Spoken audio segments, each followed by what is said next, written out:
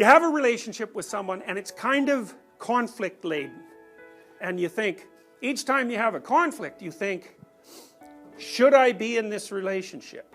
That's a big problem because you actually don't know. How much conflict should you have before you shouldn't be in a relationship? And the answer to that is, you don't know.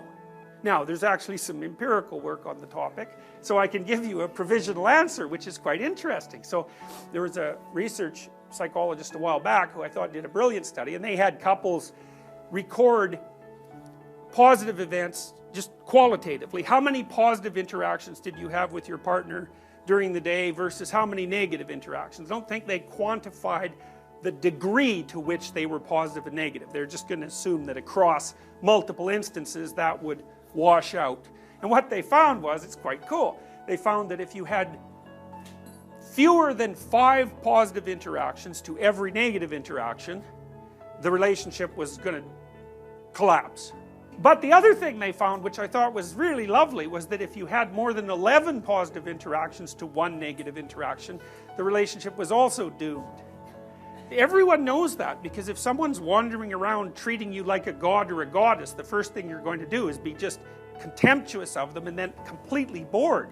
You want the person to harass you a bit, just so that you learn something, that's part of it, but so it's also evidence that there's actually someone there that you're interacting with. Because if someone just does everything you want all the time, that might sound like an ideal fantasy, but you know perfectly well that if that ever happened, you're just going to get completely tired of that instantly. Plus, there's no life in the relationship, right? Which is a big issue. The other thing too is you can be sure that in a relationship where there's no conflict, nothing is being decided. Because thought is conflict, even if you do it by yourself. If there are 2 of you in a boat and you're trying to decide where you're going in the future, it's not like that's self-evident. You have to have an opinion, and your partner has to have an opinion, and there's no reason at all to assume that those opinions either will be or should be the same. And then you hope the relationship is solid enough so that it can withstand the tension of the conflict. One of the things Jung said about marriage, because Jung did a very nice job of trying to understand from a psychological perspective why in the world you should bother being married, which is really a very interesting question.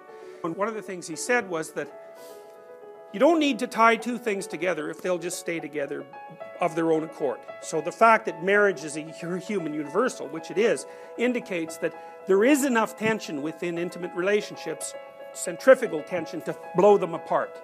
And some of that's just because people are different and they clash, but it's also because as you go through life in a single boat, you encounter huge waves and you might get swamped, so it's a big problem.